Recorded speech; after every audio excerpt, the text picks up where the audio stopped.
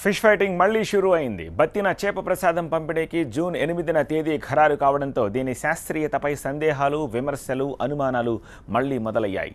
ఒబసానికి inhaler కంటే చేప ప్రసాదమే powerful అంటున్నారు బత్తిన హరనాథ్ గౌడ్. సైంటిఫిక్గా నిరూపణ లేని మందైనా ప్రసాదమైనా అది డేంజరే అంటున్నారు డాక్టర్లు.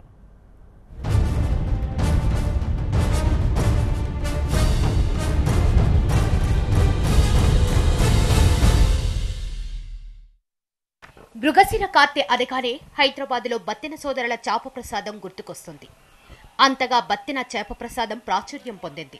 ఒకప్పుడు చేప మందుగా వేసుకున్న న్యాయస్థానాలు దీనికి అడ్డుకట్ట వేయడంతో చేప ప్రసాదంగా మారిపోయింది. జూన్ 8వ తేదీ ఉదయం నుంచి 9వ తేదీ ఉదయం వరకు హైదరాబాద్ ఎగ్జిబిషన్ గ్రౌండ్స్లో చేప ప్రసాదానికి ముహూర్తం సిద్ధమైంది. దీంతో పాటే ఈ చేప ప్రసాదంలో శాస్త్రీయతపై ప్రశ్నలు ప్రారంభమయ్యాయి.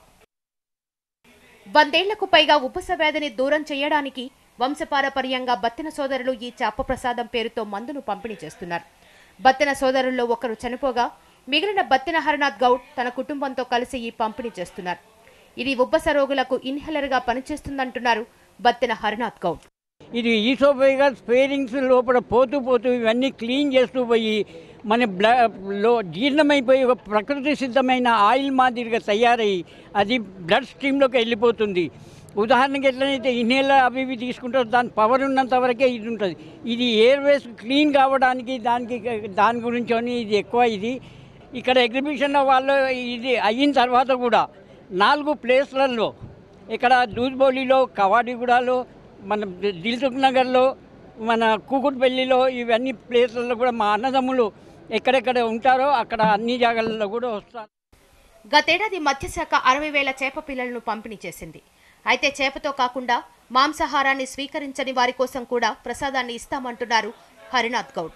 అందుకే ఈసారి 3 నుంచి 4 లక్షల మందికి సరిపోయేంత ప్రసాదాన్ని తయారు చేస్తున్నామంటున్నారు. చేప ప్రసాదంపై ఇటు బత్తిన కుటుంబీకులు అటు డాక్టర్ల మధ్య వివాదం కొనసాగుతూనే ఉంది. ఈ చేప ప్రసాదానికి శాస్త్రీయత లేదని డాక్టర్లు అంటూ ఉంటే ఎన్నో ఏళ్లుగా ఉబ్బసం వ్యాధిని నయం చేస్తున్నామంటున్నారు బత్తిన కుటుంబీకులు. మరోవైపు తెలంగాణ ప్రభుత్వం చేప ప్రసాదం పంపిణీకి అన్ని ఏర్పాట్లు పూర్తి చేసింది. వచ్చే నెల 7 నుంచి 8వ తేదీ సాయంత్రం వరకు నాంపల్లి ఎగ్జిబిషన్ గ్రౌండ్స్లో చేప ప్రసాదానికి ముహూర్తం సిద్ధమైంది. ఉబ్బసాన్ని పూర్తిగా తగ్గించే మందే అల్లోపతిలో ఇప్పటి వరకు లేదు. చాలా వరకు దాన్ని నియంత్రణ చేయడానికి మాత్రమే మందులున్నాయి. ఇన్హేలర్ లాంటివి ఉపశమనాన్ని కలిగిస్తున్నాయి. అలాంటిది దానికోసం వచ్చేవారంతా ఉబ్బస రోగులు అవునో కాదో నిర్ధారణ చేయకుండా వారికి చేప ప్రసాదం పేరుతో సరఫరా చేయడం సరైంది కాదంటున్నారు. పైగా వ్యాధి తగ్గిపోతుందని చెప్పడంపై తీవ్ర అభ్యంతరాలు వ్యక్తం చేస్తున్నారు డాక్టర్లు. శ్వాసకోశ వ్యాధికి అన్నవాహిక ద్వారా ఇచ్చే ఉపశమనం ఆశ్చర్యం కలిగిస్తుందంటున్నారు. ఎవరు ఇష్టం వచ్చినట్టు వాళ్ళు వాగుతున్నారు. దానికి టీవీ కవరేజ్ వస్తుంది అండ్ గవర్నమెంట్ సపోర్ట్ చేస్తుంది. అంత చేసినంత మాత్రం అది రైట్ అని కాదు కదా. వాళ్ళు ఫిష్ స్విమ్ చేసుకుంటూ లోపల పోతున్నాడు. ఎక్కడి నుంచి స్విమ్ చేసిపోతుందండి? పోయేది అన్నం పోయే గొట్టంలో పోతుంది. ఆస్తమా అన్నది ఊపిరితిత్తుల్లో.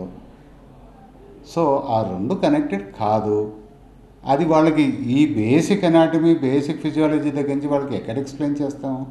ఆ డాక్టర్ గారికని చెప్తే మేము అందరం కూర్చున్నప్పుడు నవ్వుకుంటాం ఇలా మాట్లాడుతున్నారని. కానీ గవర్నమెంట్ అంత సపోర్ట్ చేస్తుంది కాబట్టి మిగతా వాళ్ళందరూ కూడా క్వాయిట్గా కూర్చుంటాం అంతే. తెలుగు రాష్ట్రాల నుంచే కాదు ఇతర రాష్ట్రాల నుంచి వచ్చే రోగులకు ఎలాంటి అసౌకర్యం లేకుండా ఏర్పాట్లు చేసింది తెలంగాణ ప్రభుత్వం. జూన్ 7 నాటికే అన్ని ఏర్పాట్లు పూర్తయ్యేలా 9వ తేదీ నాడు కూడా రోగులు ఉంటే వారికి కూడా ఇబ్బంది లేకుండా చూసేలా ఏర్పాట్లు చేస్తోంది. ఇందుకోసం హెల్త్, ఫీవర్, జిహెచ్ఎంసీ, పోలీసులు, ఫైర్ ఇలా అనేక విభాగాలతో మంత్రి తలసాని శ్రీనివాస్ యాదవ్ ఒక సమన్వయ సమావేశాన్ని కూడా ఏర్పాటు చేశారు. వివిధ శాఖలు గత ఏడాది ఎదుర్కొన్న ఇబ్బందులు, లోపాలు సమీక్షించారు. చాలా ఏళ్లుగా సాగుతున్న చేప ప్రసాదం పంపిణీలో ఎలాంటి అసౌకర్యం లేకుండా ముఖ్యమంత్రి కేసీఆర్ ఆదేశాల మేరకు పటిష్టంగా ఏర్పాట్లు చేస్తున్నామన్నారు మంత్రి తలసాని. ఈ ప్రసాదం వేసుకోవడం ఆరోగ్యానికి అవసరమని చెప్పుకొచ్చారాయన. జూన్ 8వ తేదీన జరిగేటువంటి చేప ప్రసాదం బత్తిన హరినాథ్ గౌడ్ వారి యొక్క ఫ్యామిలీ సౌజన్యంతో కొన్ని సంవత్సరాల తరబడి 172 సంవత్సరాల నుంచి చేప ప్రసాదం ప్రజలందరికీ ఆరోగ్యరీత్యా ఇది చాలా అత్యవసరమైనది, ప్రధానమైనటువంటిది. కాబట్టి చేప ప్రసాదం 172 సంవత్సరాల నుంచి ఈ కార్యక్రమాన్ని ఇక్కడ ఏర్పాటు చేసుకోవడం జరుగుతుంది.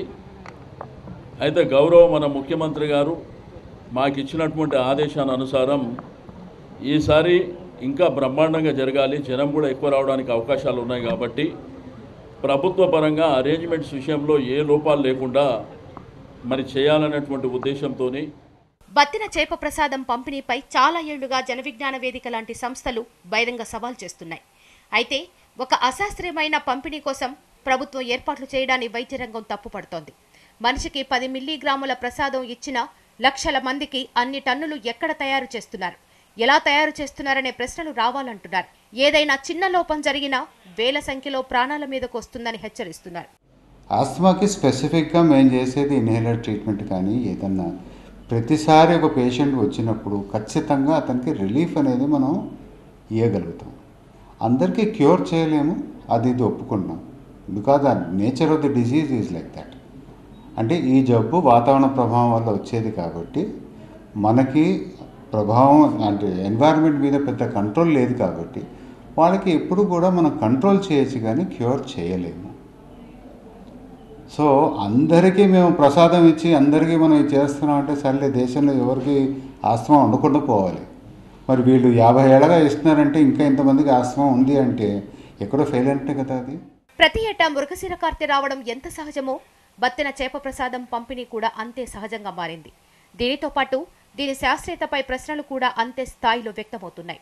అయితే ప్రతిసారి ఇలాగే అవే సందేహాలు, అవే ప్రశ్నలు, అవే సమాధానాలు, అవే గందరగోళం కొనసాగుతూనే ఉంది. మత్స్య యుద్ధం మళ్లీ ప్రారంభమైంది. బత్తిన చేప మందా లేక ప్రసాదమా? ఇందులో శాస్త్రీయత ఎంత అనే ప్రశ్నలు ఇప్పుడు మళ్లీ మొదటికొచ్చాయి. అయితే ఏళ్ల తరబడి ఈ ప్రశ్నలకు సమాధానం దొరకకపోవడంతో ఈ ప్రసాదాన్ని తింటున్న భక్తులకు అనేక సందేహాలు ఇంకా మిగిలిపోయే కనిపిస్తున్నాయి.